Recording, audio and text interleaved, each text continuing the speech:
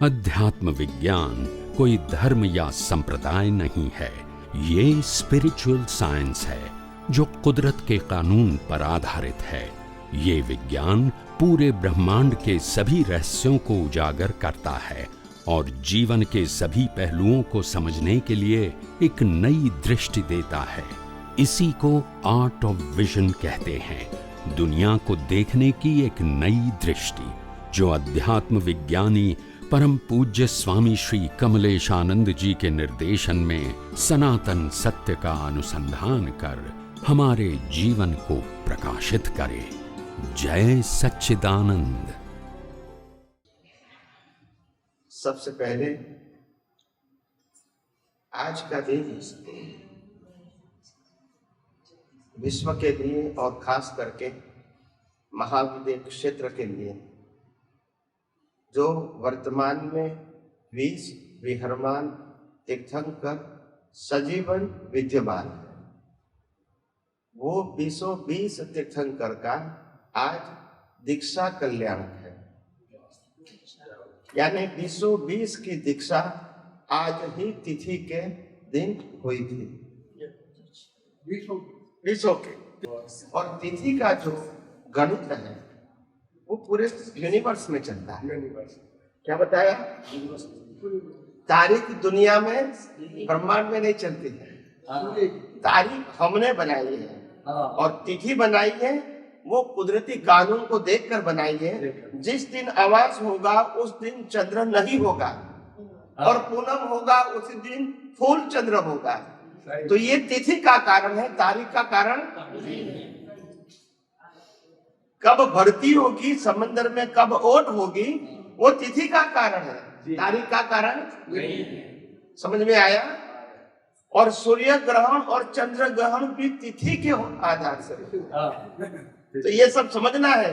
तो ये तिथि का मतलब है, ये ब्रह्मांड के रहस्य को जान के हमारे ऋषि मुनियों ने, ज्ञानी भगवंतों ने ये बताया है। ये कोई तिथि तारीख का कैलेंडर नहीं है। समझ में आया? और इसीलिए हमारे गुजरात में या कहो तिथि के अंदर अधिक मास भी आता है। आता है तारीख में आता है एक मास। समझ में आया? भारतीय संस्कृति जब तो गुरु है। यस, इसमें कोई सवाल ही नहीं है।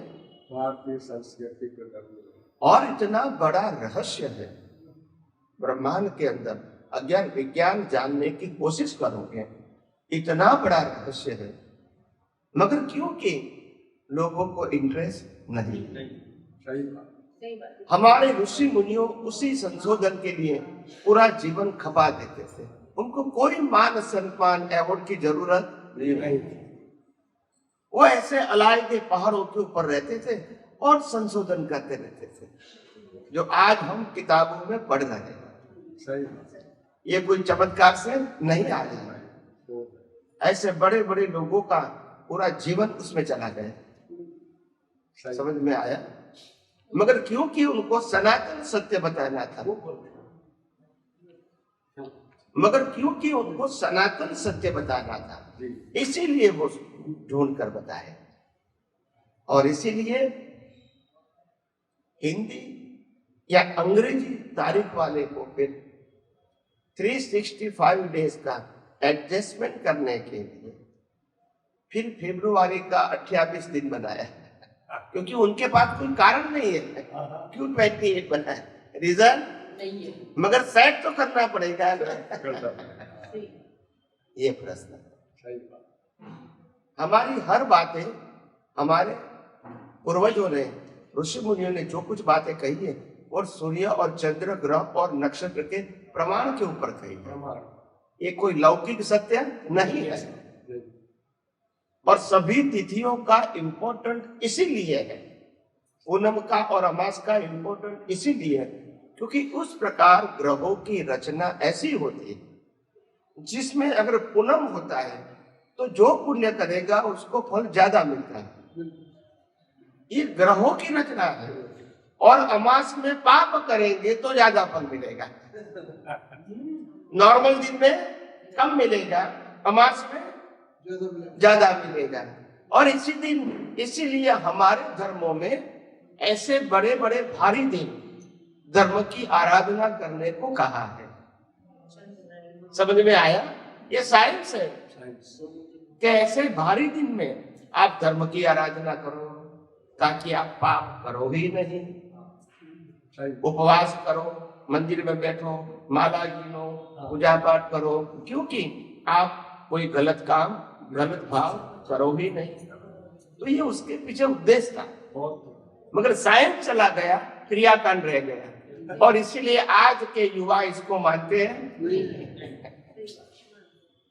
और वो विज्ञान बताने के लिए बहुत कुछ संशोधन की जरूरत है। ऐसा विज्ञान नहीं बताया जाता। जो बताना है वो ठोस बताना पड़ेगा।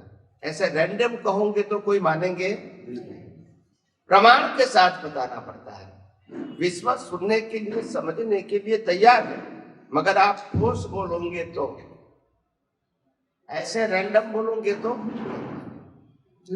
और ये समय अभी आ रहा है कि दुनिया को विश्व की संस्कृति की, विश्व के धर्मों की, विश्व के भारत की फैमिली लाइफ की, भारत के लोगों को विचारों की, विश्व को पहचान कराने का समय आ चुका है।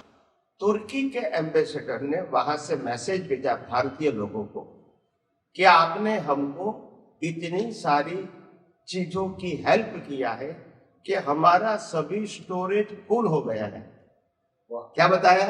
सारे स्टोरेज। और अभी किसी को कुछ भी भेजना है तो हमारी एम्बेसी का कांटेक्ट करके भेजे, क्योंकि हमारे पास ये सब चीजें रखने की जगह नहीं है। आप समझो, समझ में आया? और ये पूरी दुनिया देख रही है, ये कोई प्राइवेट बात नहीं है कि भारत की गवर्नमेंट तो इतनी पावरफुल है ही, मगर लोग भी व्यक्तिगत रूप से हेल्प करने के पक्ष में है। वो कोई हिंदू मुसलमान नहीं करते। समझ में आया? ये दुनिया को बताया। दुनिया तुर्की पूरा मुस्लिम देश है, वहां गवर्नमेंट ने तो हेल्प किया, पब्लिक ने हेल्प किया। मतलब हिंदुस्तान के लोगों को हिंदू मुसलमान में कोई इंटरेस्ट नहीं है। हम वसुदेव कुटुंबकम को मानने वाले लोग हैं और जियो और जीने दो को सिद्धांत को अनुसरण करते हैं। और सर्वे संतु निरामया सर्वे सुखी न भवन्तु को हम मानते हैं।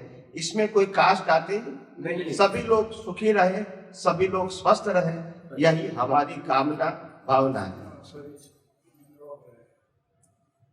और इसीलिए जब कोविड का दूषण पूरे वर्ल्ड में फैला हुआ था, लोगों के पास कोई चारा भी नहीं था, वैक्सीन भी उस समय अवेलेबल नहीं थी। उसी समय भारत ने विश्व के 100 कंट्री को फ्री वैक्सीन भेजी। ये नहीं दिखा कि तुम्हारी कास्ट क्या है, तुम्हारी नात जात क्या है। समझ में आया? तो ये सब प्रमाण है, आप समझे ना। दुनिया के चंद लोग कुछ भी कहे, कोई फर्क नहीं होगा जी। और इतना साफ है कि राम के भी विरोधी उस समय थे, कृष्ण के भी विरोधी उस समय थे, और महावीर के भी विरोधी उस समय थे, और अभी हो गए श्रीमद राजचंद्र और दादा भगवान के भी विरोधी थे, और आज हमारे भी विरोधी हैं। ये कोई नई बात? संसार में सदियों से, यानी तो अनादि काल से, देवलोक में भी देखोगे तो देव और दानव रहेंगे। रहेंगे क्या नहीं? रहेंगे। हर समय में अच्छे काम करने वाले लोगों को विरोध होना ये कोई नई बात नहीं है, ये परंपरा है। क्या है? परंपरा है। ये कोई नई बात नहीं है। और एक बात भी सही है अच्छे काम करने वाले अच्छे काम करते ही रहते हैं और दुनिया उनको नष्ट मस्तक हो जाती है, जब होते हैं तब भी और जाने के बाद भी। और जो लोग बुरे विरोध करते हैं उसको अभी भी याद नहीं करते और बाद में भी याद नहीं करते। या सुन लो। तो अच्छे काम करने वाले अच्छे काम जनता के लिए लोगों के लिए करते रहेंगे, करते रहे। वो दिखेगा। विरोध कभी लंबा चलेगा। दुनिया को काम चाहिए। आप समझे, अगर आपने 100 व्यक्तियों को खाना बांटा है, उसमें अगर 2 व्यक्तियों को खाना सही नहीं मिला या तो कम ज्यादा मिला तो वो विरोध करेगा। वो बड़ी बात नहीं है। मगर दुनिया क्या देखेगी, 100 व्यक्तियों को फ्री खाना दिया ना, वो इम्पोर्टेंट। 2 व्यक्तियों की फरियाद इम्पोर्टेंट नहीं है। मगर कमजोर लोग होते हैं वो ऐसी बातों से हिल जाते हैं और समर्थ लोग होते हैं ऐसी बातों से और पावरफुल होते हैं। समझ में आता है? क्योंकि उनका काम क्या है, विरोधियों का काम है अपनी लाइन करना है, मतलब अपनी पहचान बताना है कि हम भी हैं। आप समझे ना? और अच्छे काम करने वाले उनकी लकीर को टच ही नहीं करते हैं, मगर इतनी बड़ी लकीर बना देते हैं, फिर वो लकीर की वैल्यू नहीं रहती। बात टच करने की भी जरूरत नहीं है, छोटी करने की भी जरूरत नहीं, अपने आप छोटी हो जाते हैं। तो महापुरुषों की ये निशानी है। हर समय महापुरुषों ने इस विश्व के अंदर अच्छा ही करने की कोशिश किया है। और मैं समझता हूं जो व्यक्तियों की भावना भारतवर्ष को बहुत आगे ले जाने की पहले भी थी, आज भी है और भविष्य में भी रहेगी। तो जो व्यक्तियों ने बलिदान दिया है इन पास्ट, वो कभी ऐसे खाली नहीं जाएगा। सभी महापुरुषों ने जो बलिदान दिया है, सभी की भावना एक दिन पूरी होगी ही। और हमको मन में है विश्वास, पूरा है विश्वास, हम होंगे कामयाब एक ही दिन। जब नियत और नीति साफ होती है, क्या बताया? नियत और नीति साफ होती है और दिल में दुनिया को कुछ देने की ही भावना होती है, तो कुदरत भी झूम उठती है। कुदरत भी यही चाहती है। समझ में आया? कुदरत भी यही चाहती है, प्रेम, मैत्री, भाईचारा, हेल्प, यही चाहती है, क्योंकि कुदरत खुद भी यही करती है। यह सुनो, हमको हवा, पानी, खुराक कुदरत दे रही है। क्यों दे रही है? उनको क्या लेना है हमारे से? नहीं बोलिए, क्या लेना है? इतनी सारी वनस्पतियां देते हैं, अनाज देते हैं खाने के लिए, उनको क्या चाहिए? कोई अपेक्षा नहीं। ऐसे कोई बिना अपेक्षा से जीवन जिएगा तो कुदरत भी झूम उठेगी। यह सुन लो, सूर्य शक्ति अनावरण तो उसके पीछे लग जाती है। हाँ। और हम जब पहली बार विदेश यात्रा में गए थे 1994 संघ के माध्यम से, और जब विदेश यात्रा करके वापिस आए बंबई, तो उस समय के संघपति ने संडे के दिन बड़े सत्संग का और खाने पीने का आयोजन किया था बंबई में, दादर में, एक हॉल के अंदर, बड़े हॉल के अंदर, क्योंकि लोग बहुत आने वाले थे, तो इसलिए घरों में संभव नहीं था। उस जमाने में भी 300 साढ़े 300 से ज्यादा लोग आए थे। 1994 की बात करता हूं, बंबई के अंदर। हम स्टेज के ऊपर 5-6 आपके पुत्र थे, कविराज भी थे और बहुत सारे महात्मा थे। उस समय इतना डिफरेंस या मतभेद नहीं था, मतलब सपाटी पर नहीं आया था, और सभी लोग वहां आए थे। मतलब अभी जो पक्ष है, पंथ है, वाड़ा है, वो सभी पक्ष पंथ वाड़े के लोग वहां आए थे। क्योंकि उस समय ऑफिशियल डिक्लेरेशन सेपरेशन का नहीं हुआ था। तो 1994 में बहुत बड़ा फंक्शन था बंबई में। हमारे कविराज श्री आए थे और बहुत 5-6 आप्तपुत्र भी थे मंच पर। और जैसे ही कविराज ने त्रिमंत्र बुलाए, फिर अलग अलग आप्तपुत्रों ने नमस्कार विधि, नव कलम सब बुलाए और एक आप्तपुत्रों को मैंने कहा कि तुम थोड़े समय के लिए सत्संग करो, बाद में मैं करूंगा। तो वहां के जो लोग हैं वो खड़े हो गए, बोला नहीं हम तो आपका सत्संग सुनने आए। फिर मैंने कहा कोई बात नहीं। थोड़ी बहुत तो 94 की बात है जब मेरी प्रथम विदेश यात्रा थी और वहां से मैं वापिस आया था। उस दिन क्या हुआ, 84 किया तो 88 को शरीर छोड़ दिया था। मैं मेरी बात करता हूँ। मैं पहली बार विदेश में 94 में गया, उससे पहले नहीं गया। यूएसए, यूके, कनाडा पहली बार 94। अभी भी जा रहा हूँ हर साल। तो उस समय जब मैं गया, रिटर्न आया और सत्संग चालू किया और बहुत सारे लोगों ने प्रश्नों की झड़ी बरसा दी।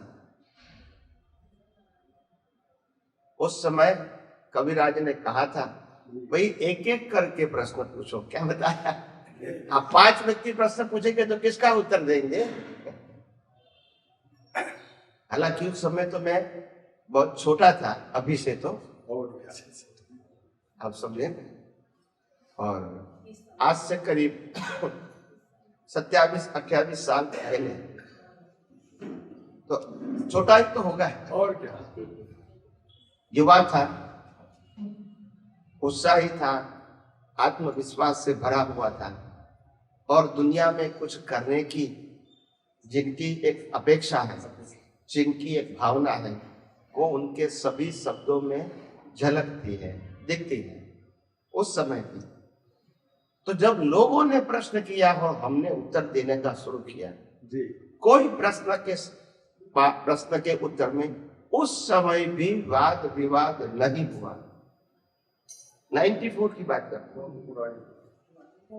वाद विवाद नहीं। मगर उस समय कमी ये हो गई कि ये सत्संगों का रिकॉर्डिंग होता नहीं था। क्या करेंगे। विदेशों में भी बहुत बढ़िया सत्संग 94 में हुआ था, अलग अलग जगह, मगर वहां भी रिकॉर्डिंग उस समय सिस्टम नहीं थे। कई लोग कैमरा में पिक्चर ले लेते थे, रिकॉर्डिंग ऑफिशियल वो सिस्टम